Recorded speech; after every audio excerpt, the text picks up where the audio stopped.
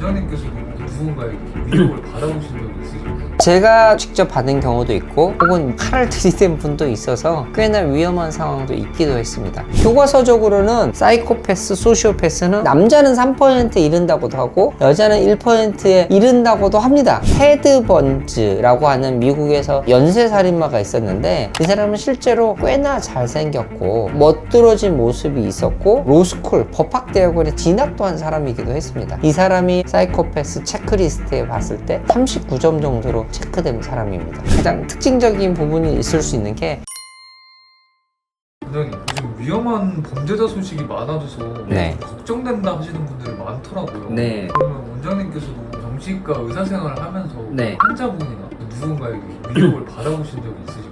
제가 직접 받은 경우도 있고 특히 입원실의 경우에는 자타의 위험이 있었던 분들이 있어서 혹은 칼을 들이댄 분도 있어서 제가 다쳐도 큰일이고 그분이 다쳐도 큰일이니까 꽤나 위험한 상황도 있기도 했습니다. 많은 분들이 그런 거에 대해서 걱정을 많이 하시고 그러는데 네. 그게 보통 약간 좀 우리가 영화나 뭐 네. 드라마에서 많이 듣는 소시오패스, 네. 사이코패스 이런 사람들이 막 저지른다라고 생각을 하거든요. 혹시 그런 소시오패스와 사이코패스에 대해서 좀 자세히 알려주실 수 있나요?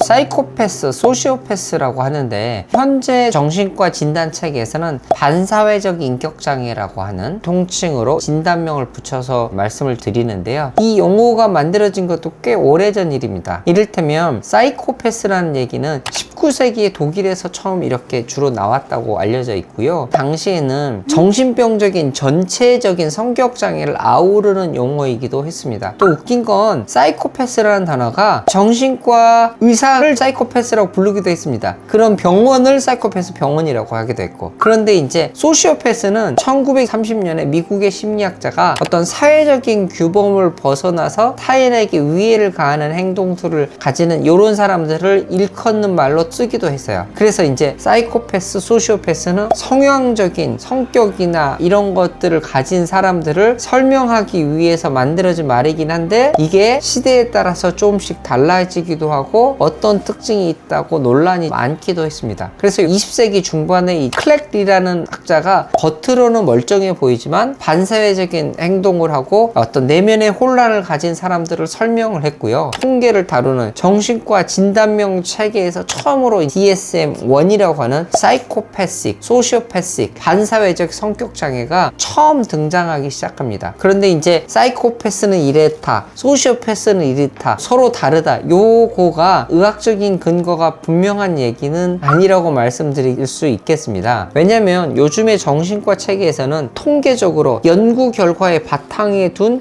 진단명 자체는 붙이는 게 진단 체계에 있습니다. 그래서 반사회적 인격장애라는 범주 안에 사람들이 부르는 소시오패스, 사이코패스가 포함되어 있는 개념이라고 생각하시면 쉽게 이해가 되실 겁니다. 반사회적 인격장애에서 제일 중요한 건 사람이 어떻게 저런 범죄를 저지를 수 있지? 말이 안 되는 것 같지만 그 사람한테 말이 됩니다. 왜냐면 양심이 없기 때문이죠. 가책을 느낄 수가 없기 때문에 범죄를 저지르는 거죠. 내 목적을 위해서 남들을 속이고 기만하는 그런 계획을 세우는 이런 부분들이 반사회적 인격장애의 기본이니까요. 게다가 어떤 분들은 충동적인 이런 성향을 보이기도 합니다. 그래서 공격적이고 범죄적인 성향을 보이기도 하고 충동적인 와락하는 것도 보이기도 하는데 기본적으로는 양심, 다른 사람들의 연민 이런 게 없기 때문에 남을 도구처럼 쓰고 목적을 위해서 사람이 수단이 돼버리는 거죠. 1970년대 이 체크리스트가 나옵니다. 좀 더 사이코패스에 대해서 명확하게 구분을 짓고 또 사법체계에서 이분의 재발 가능성들이나 이런 것들을 판단하기 위해서 좀 더 구체적인 체크리스트를 만듭니다. 1970년대 이 후반에 이걸 만들기 시작했고 계속 개정을 해서 만들었었는데요. 구체적으로 보시면 20가지 문항이 있고 각각 0에서 2점까지 매겨서 총 합점이 40점이 되겠죠? 이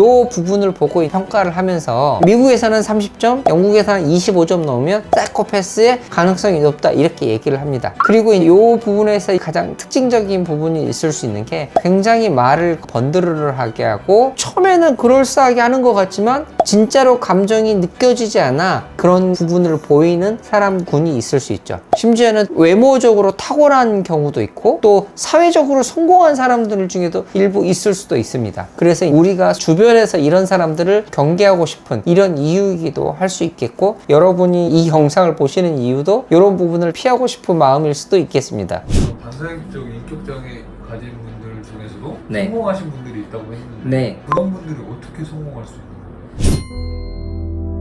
반사회적 인격장애 분들 중에 자기의 목적을 이루기 위해서 남을 짓밟기도 하고 내 목적을 성취하기 위해서 다른 것들은 다 제치고, 예를 들면 가족을 위해서 혹은 남을 위해서 의미를 부여하는 게 아니라 남들이 나를 우러러 봐주는 요게 좋기 때문에 나머지 것들은 다 치우고 오직 이거 하나만을 위해 달려가서 성공을 하신 분들도 있을 수 있겠죠. 그리고 사회적인 관계에 있어서도 내가 남과 어느 정도 지내야 이렇게 될 수 있다는 걸 알기 때문에 사회적인 관계에서 어떻게 반응하는지도 학습을 하는 거죠. 그래서 가벼운 감정적인 이런 걸 보이면서 교류를 하는 거죠. 속은 시커멓고 전혀 이 사람에 대해 생각하는 거 아니지만 표현적으로는 그렇게 할 수 있겠죠. 예전에 당신은 구원받을 수 있어 라고 하는 일부 사이비 광신도들이 있어서 너는 구원받을 수 있는데 너한테 재산이 뭐가 필요해? 우리는 곧 천국으로 가야 되니, 그러니 너는 나한테 전부 다 기부를 해. 이거를 잘 돌려서 겉으로는 종교, 겉으로는 사회복지를 위한다고 하지만 이들의 마음속에서는 자신의 이득을 위해서, 복수를 하기 위해서 혹은 자신의 영달을 위해서, 부를 이루기 위해서 이용하는 걸 수도 있겠습니다. 그러면 반사회적 인격장애를 가지신 분들은 그냥 일반인들이 봤을 때는 막 영화나 그런 데서 나오니까 네. 드문 케이스이지 않을까 하는데 네. 생각보다 우리 일상에 많겠네요. 교과서적으로는 남자는 3% 이른다고도 하고 여자는 1%에 이른다고도 합니다. 근데 이건 연구 결과마다 다르기 때문에 정도는 봐야겠지만 주변에 있을 수 있죠. 외국의 사례를 좀 들어볼게요. 테드 번즈라고 하는 미국에서 연쇄살인마가 있었는데, 이 사람은 사람을 죽이고 장식물처럼 머리 일부를 두기도 하는 이런 사람이었습니다. 이 사람은 실제로 꽤나 잘생겼고 멋들어진 모습이 있었고 자기를 굉장히 사회적인 지위가 있는 사람으로 포장을 하기도 하고 로스쿨, 법학대학원에 진학도 한 사람이기도 했습니다. 그리고 이제 어떤 경우는 동정을 유도해서 여자들을 유혹하기도 하고 이런 경우들이 많았었죠. 이 사람이 아까 말씀드렸던 사이코패스 체크리스트에 봤을 때 39점 정도로 체크된 사람입니다. 그리고 영화상에 보시면 양들의 침묵이란 반사회적 인격장애, 소위 사이코패스를 아주 잘 그려낸 영화라고 생각이 됩니다. 거기서 세 인물이 있고 이 사건을 조사하는 FBI 요원이 될 수 있는 스탈링이란 여자 요원이 있고, 이 스탈링이란 요원이 도움을 받고자 하는 사람이 하니발 렉터인데 이 사람이 정신과 의사지만 사이코패스이고, 이 사람과 이렇게 교류를 한 다음에 진짜 또 다른 현실 연쇄살인마라고 하는 버팔로 빌이라고 하는 다른 살인자를 찾아가는 그런 과정입니다. 근데 이 영화가 독특한 건 이 사건을 해결하는 데 있어서 이 사람이 영웅이 아닙니다. 이 사람이 오히려 흔들리는 취약한 상태이고, 이 취약한 이 여자를 조종하는 게 이 하니발 렉터이죠. 그리고 반면에 이 살인자 버팔로 빌은 다른 사람을 죽여서 스킨을 벗겨서 자신이 부활하고자 한다는 망상에 사로잡혀 있는 사람인데, 이 사람은 오히려 살인자지만 조금 더 충동적이고 그 다음에 정체감이 없는, 흔들리는 그런 정도의 사람이라고 할 수 있겠고, 혹은 정신병적 질환을 앓을 수도 있는 사람이라고 볼 수 있겠습니다. 한 가지 재밌는 건 이 스탈링이라고 하는 요원이 어렸을 때 양들이 도살장으로 끌려가는 과정에서 양들이 우는 소리가 트라우마로 남았고, 이게 굉장히 이 여자를 평생 괴롭힙니다. 그래서 이 사람이 세상을 구하고 싶은, 자신의 어떤 그때 무력하게 있었던 이런 데서 벗어나기 위해서 FBI 요원이 되고자 합니다. 그런데 늘 양들의 울음소리에 시달렸죠. 그런데 이 정신과 의사였던 하니발 렉터는 이 여자를 조종을 하면서 이 여자의 취약한 점인 트라우마를 건드리죠. 그래서 너 양들의 울음소리가 멈췄어? 라고 물어보는 거죠. 이 여자는 다른 살인자를 찾기 위해서 이 사람의 도움을 받지만 이 하니발 렉터는 이 여자의 취약점을 잘 건드려서 결국 자기가 탈옥도 할 수도 있게 되고, 또 자기가 죽이려고 하는 다른 사람을 찾아가게 되는 자기의 목적을 이루는 거죠. 여러분이 생각하시는 사이코패스의 전형적인 모습을 보여주는 게 하니발 렉터라고 할 수 있겠습니다. 그러면 이런 반사회적 인격장애를 가진 흔히 우리가 사이코패스, 네. 소시오패스라고 부르는 그런 위협이 될 만한 사람을 미리 좀 확인해 볼 수 있는 방법 같은 게 있을까요?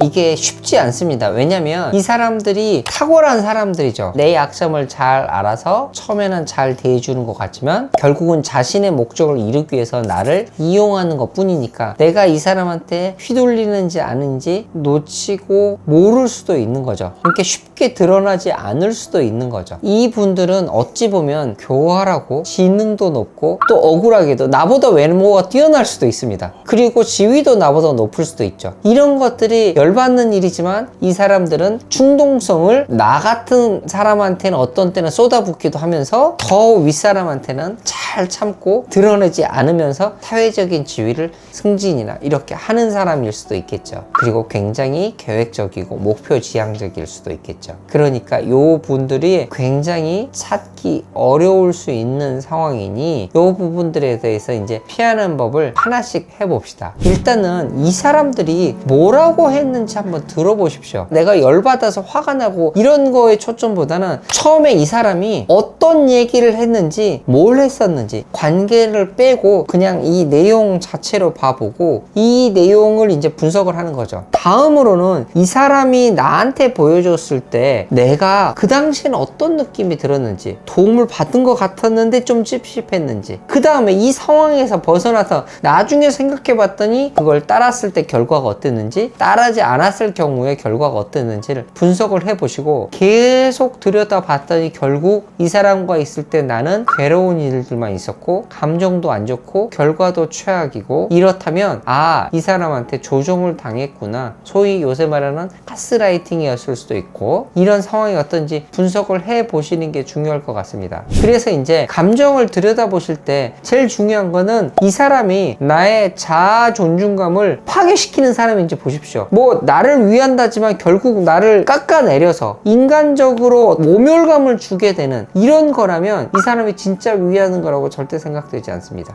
자아 존중감을 깎아내린 것뿐만 아니라 내 앞에서는 남을 욕한다면 혹은 이간질 시킨다면 나중에는 나를 다른 사람한테 그럴 수 있으니까 이간질 시키는지도 항상 보십시오. 그 다음에 이 사람의 성향이 공격성은 있는데 충동적으로 나를 공격하는지 혹은 교묘하게 이간질 시키고 공격하는 사람인지를 파악하는 게 좋겠습니다. 맨날 똑같은 성향이 아니라면 어떤 쪽의 성향을 더 많이 보이시는지도 분석하시는 게 좋겠습니다. 중요한 거는 이런 상황에서 나 혼자 벗어나고가 혹은 알아차리기가 쉽지 않습니다. 꼭 그래서 신뢰할 수 있는 내 주변의 가족이나 친구를 주변에 잘 두시고 이 분들이 나한테 뭐라고 하는지 당시에 내가 뭐가 쉬워서 이 사람한테 너무 끌려간 건 아닌지 그런 걸 파악하시면 좋겠습니다.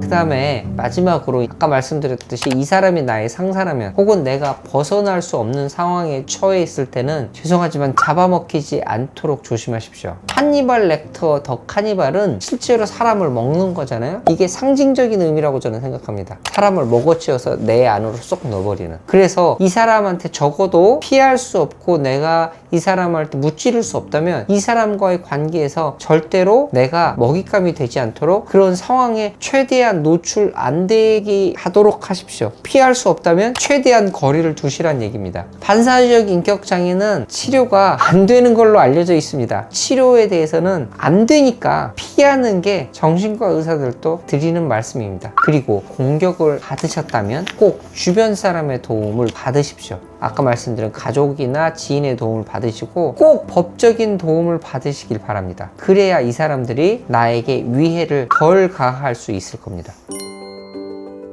이런 사람들이 주변에 있으면 너무 괴롭고 힘드실 겁니다. 보통 내 잘못인가 라고 생각을 하십니다. 첫 번째, 이 사람들이 그렇게 프레임을 씌웠으니까 여러분의 잘못이 아니라는 거. 두 번째, 이 문제를 해결하는 거 혹은 이 사람을 구원하는 건 여러분의 역할이 아닙니다. 그리고 심지어 여러분이 못하십니다. 구하려다가 내가 죽습니다. 마지막 세 번째, 내가 못하니 꼭 주변의 도움을 받으시라. 지인이든 법적인 도움이든. 그리고 피하십시오. 이번 영상이 좋으셨다면 구독과 좋아요 눌러주세요. 주변에 이런 일로 괴로움을 겪으시거나 혹은 도움을 받고 싶어 하거나 또 궁금해 하시는 분들에게는 이 영상을 공유해 주시면 좋겠습니다. 그럼 저는 다음에 더 유익한 영상으로 찾아뵙도록 하겠습니다. 감사합니다. 안녕.